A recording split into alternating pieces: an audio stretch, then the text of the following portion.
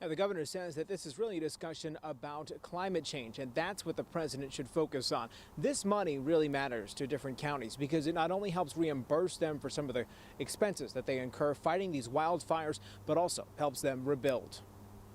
These embers are flying so fast. Authorities lifted all evacuation orders from recent wildfires across Southern California Sunday morning as President Donald Trump started criticizing Governor Gavin Newsom and how the state manages its forests, tweeting, quote, "I told him from the first day we met that he must clean his forest floors regardless of what his bosses, the environmentalists, demand of him, must also do burns and cut fire stoppers every year as the fires rage and California burns.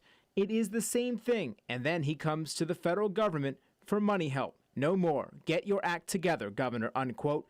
This is the third time the president has tweeted threats to stop emergency disaster funding for California's wildfires.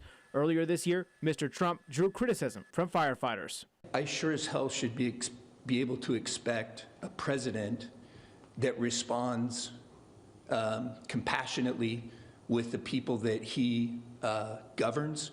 Be tough with the political leaders, political representatives. Be tough with them. Do it behind closed doors where you're supposed to do it. Have the battle there. A state study found more than half of California's forests are managed by the federal government, and the recent large SoCal fires were actually started in neighborhoods and mountain areas, not forests.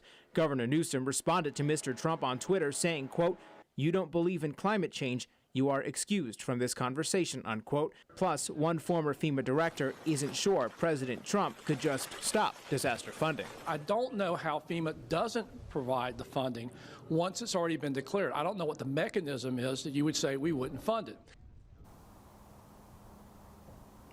Now, so again, not knowing whether President Trump will actually follow through on this threat since he's tweeted about this several times before and has yet to take any action.